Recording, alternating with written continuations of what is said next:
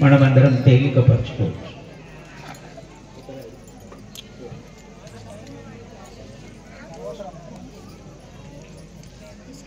ఎంత చక్కగా ఎంతో పవిత్రమైన తేజస్సంపన్నంగా పరిపూర్ణమైన ప్రకాశాన్ని వికసింపజేయబడేటటువంటి ఆత్మజ్ఞానం ద్వారా మీరు మీ మనోనిగ్రహాన్ని నిలిపి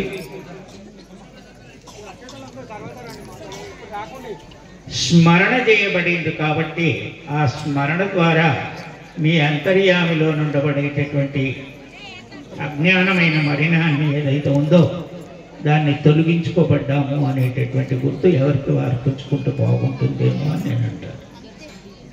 ఎవరిలో వాళ్ళము ఉంచుకోవాలి. ఆ పరమ సంతోషుడికి ప్రయాణింపబడేటటువంటి సమయం లోపల ప్రకృతి సిద్ధమైనటువంటి యొక్క ధర్మాలను ఉపయోగించుకొని పరమాత్ముని యొక్క స్మరణ ఇటు అటు రెండు కాకుండా ఎటు వలుకుతున్నాము అనేటటువంటి ఎరుకను మనలో సాక్షాత్కరించుకోక మనము దూరం అయిపోతున్నాము అనేటటువంటి ధర్మాన్ని ఒక్కసారి ప్రశ్న వేసుకునే ప్రయత్నం చేస్తే బాగుంటుంది. దేనికి దూరం అవుతున్నాము? మనమంతా దేనికి దూరమైనా ఇంత దూరం వచ్చారే సిద్ధాంతి గారు. వారు నామస్మరణ వినిపించారు, మనమందరం నోరారో చెప్పాం. కానీ మతియుండి కూడా మతి లేనటువంటి దీనంగా ప్రవర్తింపబడి మనము అజ్ఞానమైనటువంటి చీకట్లో ప్రవేశిస్తున్నాము అనేటటువంటి ధర్మాన్ని ఒక్కసారి మనలో ప్రశ్న వేసుకుంటున్నామా అన్నది తెలవాలందరూ. ఆ పని చేసేటటువంటి భక్తులందరికీ కూడా తెలియాలి. పవిత్ర హృదయులైనటువంటి పుణ్యమూర్తులు దయదలించి ముచ్చట మాని స్వామి ఏం చెప్తున్నాడో వినడానికి ప్రయత్నం చేయండి, మీ పిల్లల్ని బుజ్జగించండి, మీ మనస్సును ఇప్పటి వరకు సిద్ధాంతి గారు భగవంతునికి ఇస్తున్నాము అని చెప్పండి అన్నారే. చాలా గొప్ప విషయం అది. ఎందుకంటే భగవంతునికి మనస్సు ఇవ్వడానికి చాలా గొప్ప విషయం. కానీ ప్రకృతి సిద్ధమైనటువంటి యొక్క సంసార వ్యవహారంలో ఉండబడేటటువంటి ధర్మానికి కావలసినటువంటి లక్షణం ఏదైతే ఉంటుందో అది విలక్షణం కాకుండా లక్షణమైన విధంగా ఉపయోగించి బుజ్జగించండి. మీలో ఉన్నటువంటి సంసార విధులన్నింటినీ కూడా చక్కపరిచి పరమశివుణ్ణి తప్పింపబడేటటువంటి తరుణాన్ని పొందే ప్రయత్నించండి. ఎప్పటికీ, ఇప్పుడే కాదు, ఎప్పటికీ. ఆ ఇల్లే కాకుండా ఆ ఒక్క ఇళ్ళనే కాకుండా గ్రామంలో ప్రతి ఇంట్లో ఆ పరమ సంతోషమైనటువంటి నామస్మరణ జరుగుతుంది అనేటటువంటి ధర్మాన్ని నేను మీ అందరికీ వివరిస్తున్నా. ఒక్కింటనే కాదు, ఒక్కరే శివనామాన్ని అంటున్నారు, ఇక ఇంకో ఇంట్లో అనకూడదు అనేటటువంటి ఆలోచనకు మనం అందరం అర్హులం కాకుండా ప్రతి ఇంట్లో స్మరణ జరుగుతుంది. ఎందుకు జరుగుతుంది? మన వలన మన వ్యవహార విధానాలు ఏవైతే ఉన్నాయో, మనం వివరిస్తున్నటువంటి భాష ఏదైతే ఉంటుందో, మనం చేస్తున్నటువంటి నిత్యకృత్యం ఏదైతే చేస్తున్నామో అవన్నీ కూడా చక్కగా ఉండి సంతోషకరమైనటువంటి యొక్క ధర్మలక్షణంగా పరమ పూజ్యంగా పరిపూర్ణమైన ఆత్మ జ్ఞానం ద్వారా పరమాత్మ పట్ల త్రికరణమైనటువంటి మనస్సు ద్వారా మనమందరం కూడా ఆ స్మరణ చేస్తే మన పక్కనున్న వాళ్ళు కూడా పవిత్రులు అవుతారు, మనతో మిత్రత్వం చేసే వాళ్ళు పవిత్రులు అవుతారు, మనపై చతుర్థాన్ని ఉపయోగించుకునేటటువంటి వారు చతుర్థాన్ని వదిలిపెట్టుకుంటారు. పరమానందాన్ని గ్రహించబడేటటువంటి పరిపక్వత కలిగినటువంటి హృదయం ద్వారా భగవంతుని కరుణ కటాక్షాన్ని పొందగలిగేటటువంటి ధర్మం మనలో వేరుపడతాది. ధర్మం ఎప్పుడైతే మనం కాపాడుతామో అప్పుడు మనల్ని రక్షింపబడుతుంది ధర్మమే అనేటటువంటి లక్షణాన్ని మనం అందరం తెలుసుకోవాలని మీ అందరిని అడుగుతాను. ఈ లక్షణానికి మనం అందరం అర్హులం అవుతున్నామా లేదా, మనం ఏం చేస్తున్నాము అనేటటువంటి ఆలోచన మనకి ఇంత కూడా లేకపోతున్నది అంటే మనం ఎక్కడ పోతున్నాం? అజ్ఞానమైనటువంటి అంధకారం దిగిపోతున్నామే తప్ప మన మార్గం ఏమిటి అనేటటువంటి సత్యాన్ని తెలుసుకొని మనం మన ఇంటికి పోదాము అనేటటువంటి యోచన కలిగినటువంటి లక్షణాన్ని మనం ఎంతో ఉపయోగించుకుంటున్నామని మీ అందరిని అడుగుతున్నాను. బంధువులారా, బంధవిముక్తిని కలిగించుకోవాలి అంటే ఇలాంటి స్మరణలో మనమందరం అప్పుడప్పుడు అన్ని కాలాలు అన్ని సమయాలు అంతా మనం అతనికే ఇస్తున్నామని చాలా మందిని చెప్పుకుంటున్నాం. కానీ నిజంగా చెప్తే గోటికి గోరు కలిగినంతటి ప్రమాణం కూడా మనం చేయలేదు అని అంటున్నాను నేను. మీరు అంటారో లేదో నాకు తెలియదు, కానీ ఒక గోరుకు కలిగినంత ప్రమాణం కూడా మనం చేయలేదు. ఇంకా చెయ్యాలి. మరి చెయ్యాలనేటటువంటి ధర్మాన్ని మనం ఉపయోగించుకుందామా వద్దా అన్న దాని మీద మీరందరూ చేయలేవట్టండి. చూద్దాం. జలాల్పురం నిజంగా చెయ్యలేదు అని తెలుసుకోవాలి. ఎందుకు చెయ్యలేదు? ఇంతసేపు అన్నాము, ఒక గంటన్నర స్వామి స్మరణ చేసినాం కదా స్వామి, ఎందుకు చెయ్యలేదు అనుకోలేదు ఇంకా మీరు. కానీ నేనే అనుకున్నా, ఒక గోటికి గోరు కలిగితే ఎంత ప్రమాణం ఉంటుందో అంత ప్రమాణం కూడా మనం ఏం చేయలేదు. ఒకవేళ దానికంటే నుంచి గుంపెడంతా మన చేతిలో పట్టినంత, మనం తట్టుకోగలిగినంత, మనల్ని తరించేసుకునేటటువంటింత మనం చెయ్యలేదు అని మీ అందరిని అడుగుతాను నేను. చేశామా? చేయలేదు. ఒక గోరు కలిగినంత ప్రమాణమే మనం చేసింది. ఇంకా చాలా ఉంది. మరి గోరు కలిగినంత ప్రమాణం మనం ఏదైతే చేశామో అది సత్యమా అసత్యమా అని ప్రశ్న వేసిందా? వేసుకోలేదు. మనసా, ఇంతకాలం అంతా మేము స్మరిస్తే నీ వెంటబడి తిరుగుతూ నేను ఇంతకాలం అంతా సేవ చేస్తే నాకు మిగులువాటేమి అని అడుగుతుంది బుద్ధి. మిగులువాటేది అంటే ఏమీ మిగిలలేదు. మనసా, నీవు నాలో కలిసి నేను నీలో కలిసి నిత్యత్వాన్ని గ్రహించి నిర్మలత్వాన్ని ఉపయోగించుకొని నిష్కామ తేజస్ సంపన్నం ద్వారా నీవు స్మరణ చేస్తే గోరు కలిగినంత ప్రమాణమే చాలు. ఈశ్వర అంటే ఆ ప్రసాదానికి మనమందరం అర్హులం అవుతాము అనేటటువంటి ధర్మాన్ని మనమందరం కూడా తెలుసుకోవాలని మీ అందరిని అడుగుతాను. మరి అటువంటి స్మరణ మన దగ్గర ఎక్కడుందో ఒకసారి చెప్పండి. ఏడదాసి పెట్టారు అది. రాత్రిపూట దొంగలందరూ కూడా నాకు సరిపోతలేదు నిధి అని అక్కడక్కడ పాడుపడిన గుళ్ళన్ని కూడా తూపి గడ్డకు పెట్టి అంత బంగారం ఉందని దేవులాడుతున్నారు. రాత్రనక పగలనక కష్టపడి ఆ బంగారం కోసం దేవులాడుతున్నారు.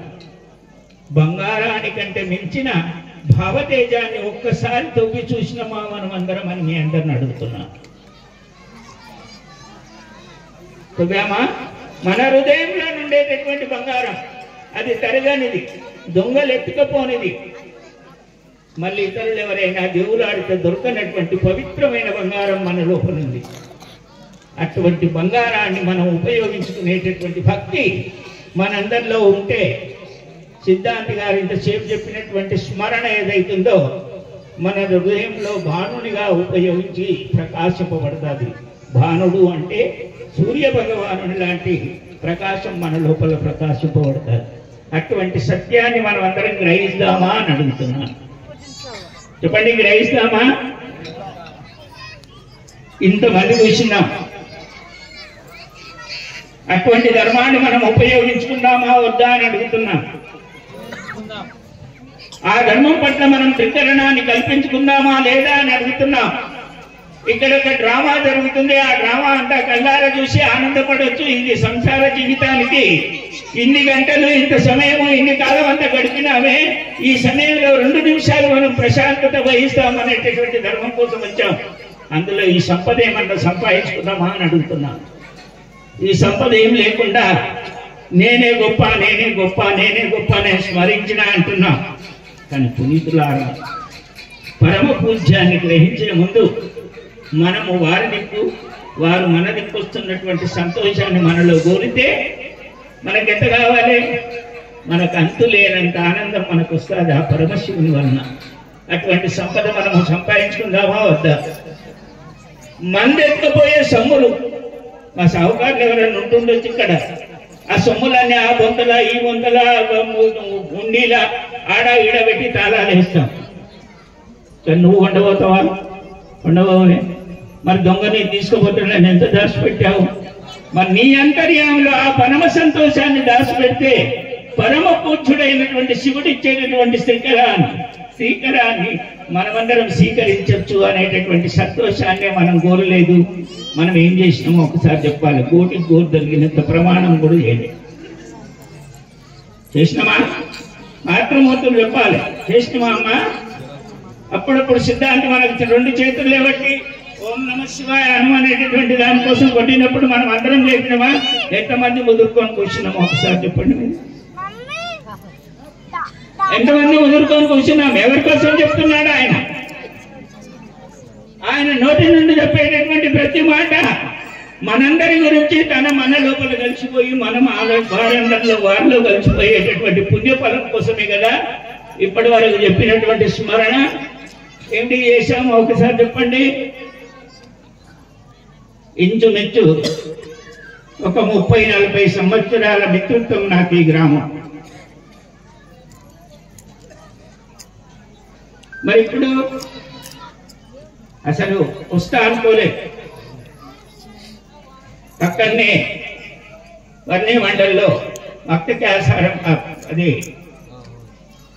తగిలపల్లిలో చెడ్డీ చేసుకొని సోమేశ్వరుడని అక్కడికి వెళ్ళి ఆయన దర్శనం చేసుకుంటూ ఇక్కడికి రావడం జరిగింది.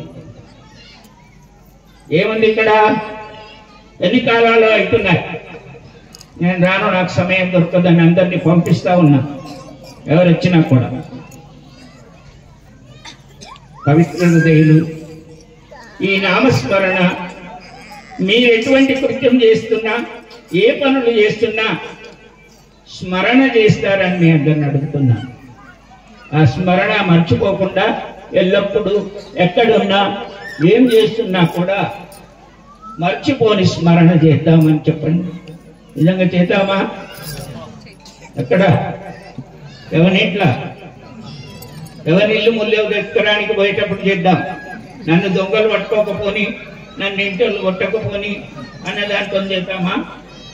ఈశ్వర ఇన్నిటికి ఇన్నిచ్చి నన్నునే మర్చిపోయి నిన్ను స్మరించేటటువంటి వాక్యాన్ని కోరుకుంటున్నాను. ఈ పంచభూతాల శరీరం అంతా నీదే కదా. నా ప్రాణం అనేటటువంటి జ్యోతి స్వరూపం నువ్వే.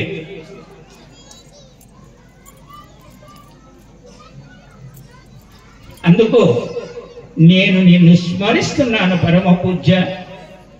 నీ స్మరణనే నాకు సౌభాగ్యము. నీ పూజనే నాకు పూర్ణ ఫలము. నీకోసమే నేను స్మరణ చేస్తున్నాను, నా కరుణాన్ని తరింపజేసుకున్నాను అని అనుకొని స్మరిస్తే ఎప్పుడూ బంధుండదు. ఈ ముక్కులో శ్వాస ఎంతకాలం అయితే మనతో ఆడుకుంటుందో అంతకాలం శివనామం మనందరిలో నడుస్తాదని మీ అందరికీ తెలియజేస్తున్నా. నడుస్తారని చేసినామా? ఏదో మనం ఇన్ని కాలాలు సంసారం చేస్తున్నాం కదా. మా మహారాజు చెప్తున్నటువంటి ధర్మానికి సిద్ధాంతి గారు చెప్పాడు. ఏమని చెప్పాడు కదంటే చాలా గొప్ప విషయం. 7 సముద్రాలలో ఉన్నటువంటి ఒక స్వరాన్ని చెప్పాడు. కానీ నేను చెప్తున్నాను ఏమిటంటే 7 సముద్రాల కంటే గొప్ప సముద్రం ఏది అంటే సంసారమే. 7 సముద్రాల కంటే గొప్ప ఏంటి అని అడిగితే ఒక్క సంసారం చేయడమే గొప్ప సముద్రం. ఆత్మీయులారా, ఆ సముద్రంలో మనం తలవల్లాడుతూ ఎన్నో వేదనలు అనుభవిస్తూ దుఃఖానికి ఏకవుతూ ఒక్క నిమిషం కూడా ప్రశాంతత లేనటువంటి ధర్మాన్ని ఉపయోగిస్తూ ఎన్నో చేస్తున్నాం. మరి దాన్ని 7 సముద్రాల కంటే గొప్ప అనొచ్చా అనకూడదా అని మీ అందరిని అడుగుతున్నాం. ఏది గొప్ప? ఆ 7 సముద్రాలు గొప్ప? మనం చేస్తున్నట్టు వ్యవహార ధర్మంలో ఉండేటటువంటి సంసార సముద్రం గొప్ప అనేటటువంటి భాషన ఒక్కసారి మనం ప్రశ్న వేసుకోవాలని చెప్తున్నాను. నేను ఏమన్నా ప్రశాంతత ఉందా మహారాజా నువ్వు చేస్తున్నది అంటే, కనీసం నేను ఒక చిన్న పిల్లవాడు ఉన్నప్పుడు ఈ కార్యక్రమాల్లో పాల్గొన్నాయి. ఇక వృద్ధత్వం కూడా వచ్చింది, కాలు చేతులు నొడిగిపోతున్నాయి, తప్పదు. మరి ఏం చేస్తుంది? శ్వాస అయితే బంధు లేదు కదా. మరి ఆ శ్వాసలో ఏమిడిచ్చినటువంటి జాస బంధు లేకుండా ఉండాలి కదా.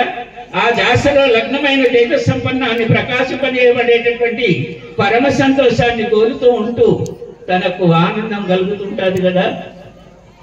మరి అటువంటి కలిగేటటువంటి పుణ్య ఫలాన్ని ఎక్కడ దాచిపెట్టుకున్నావు అని అడుగుతున్నాను నేను.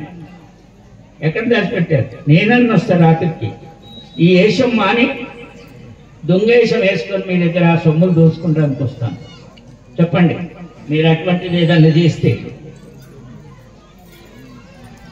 పవిత్ర బాంధవులైనటువంటి బంధువులందరికీ కూడా తెలియజేయడం ఏంటంటే స్మరణాన్ముక్తి అన్నారు మన పెద్దలు. ఎవరు స్మరింపబడతారో వారికి ముక్తి తప్పకుండా దొరుకుతుందని మన పూర్వీకులు, మన పెద్దలు, మన పురాణాలు, మన శాస్త్రాలు మనకెన్నో చెప్తున్నారు. అందుకే స్మరించి జన్మ తరించ చేసుకుందామని మీరందరూ అనుకుంటారేమో అనుకుంటున్నాను నేను. మరి అనుకుంటే మీ ఇష్టమే, అది మీ ఫలమే. మీరు అనుకోలేదనుకో, అది మీ ఇష్టం ఉందో లేదో తెలియదు, కానీ మీ ఫలం అన్నదానికి మార్గం ఏమిటి అనేటటువంటి విషయ ధర్మాన్ని గ్రహించగలిగేటటువంటి విధాతలు మీరైతే మాకు దక్షిణ ఇచ్చినట్టు ఇప్పుడు మేమెంత అడిగితే అంత దక్షిణ, ఇంత అంత అని కాదు. మా పట్టేదారులు ఉన్నారు, ఇక్కడ ఒక మా పట్టేరు ఉన్నాడు. నేను ఎంత అడిగితే అంత ధనం ఇచ్చేందుకు సిద్ధంగా ఉన్నాడు, కానీ తనవు ధనము మనసు మూడు ఇచ్చి నువ్వు లేకుంటుంటారా అంటుంటాడేమో అడుగుదాం. ఏమడుగుతున్నాను నేను? తనవు ధనము మనసు ఈ మూడిచ్చి నువ్వు లేకుంటుంటారా, నేను నీ లోపల ఉంటా అంటే ఒప్పుకుంటాడేమో అడుగుదాం. మీరు అందరు అడుగుతారా? నేను అడిగాను. అంటే చాలా మంది భక్తులు ఉపదేశం తీసుకునేటప్పుడు తనవు ధనము మనసు మూడిస్తున్నా, గురుదేవా నువ్వేం అడుగుతా ఇస్తా, నేను స్మరిస్తా అనేటటువంటి చాలా మంది చెప్తారు. అదొక నాటకము అని తెలుసుకోవాలి. అటువంటి భాష చెప్పేవాడు బూటకం చెప్తున్నాడని తెలుసుకోవాలి. ఈ ఏష భాషలన్నీ దుకాణం కలియుగం కాబట్టి ఇష్టాయిష్టంగా ప్రవర్తింపబడేటటువంటి లక్షణానికి ఆదర్శనమైనటువంటి ఒక విధి. ఇదందరూ మనం తెలుసుకోవాలి. బంధువులారా, మా సిద్ధాంతి గారికి చాలా పని చెప్పానేమో, నేను ఇక్కడ కూర్చుండి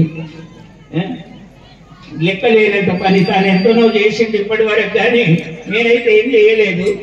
కాబట్టి నేను తనకు పని చెప్తున్నానేమో, బరువు బాగా భారం అయిపోతుందేమో అని నేను అనుకుంటున్నాను. అది భారం కాకుండా ఉంటే బాగుంటుందని నేను అడుగుతాను.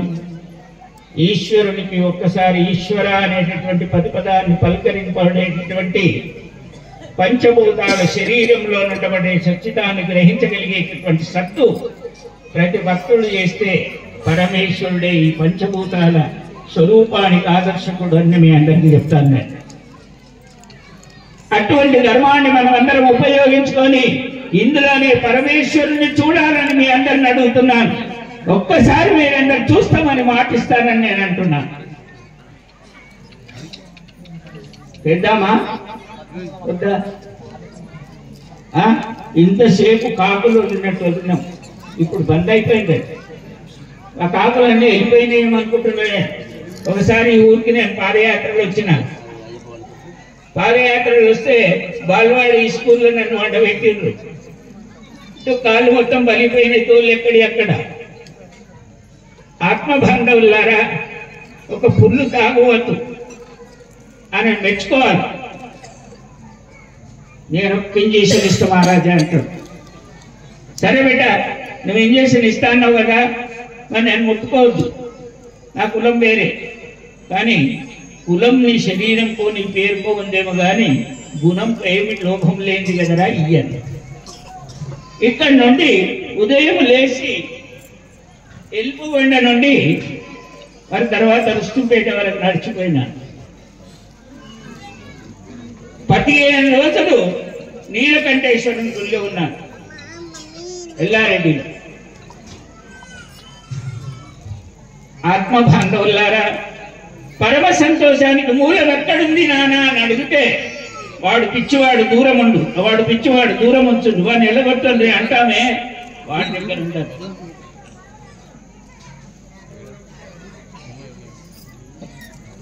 ఆ పరమ తేజాన్ని గ్రహించి పరిపూర్ణమైన ప్రసాదాన్ని పొందాలని మీ అందరినీ కోరుకుంటూ, గ్రామమే కాకుండా ఇతర గ్రామాల నుండి వచ్చినటువంటి పునీతులు పరమ తేజస్ సంపన్నమైనటువంటి ప్రకాశంతో వికసింపబడుతున్నటువంటి ఆత్మ బాంధవులు, నా సమానీకులైనటువంటి పుణ్యతులైనటువంటి పురుషులు అందరూ కూడా ఈ పరమ సంతోషంతో మీ జన్మను తరించేసుకోవాలని కోరుకుంటూ, ఆ పరమేశ్వరుడు సరస్వతీదేవి మీకందరికీ ఆయురారోగ్యాలనిచ్చి కరుణించాలని నాలో కల్పన చేసుకున్నాను. కాబట్టి ఆ కల్పన మీ అందరికీ భాగ్యం కావాలని కోరుకుంటూ నా వాణికి విరామిస్తాను.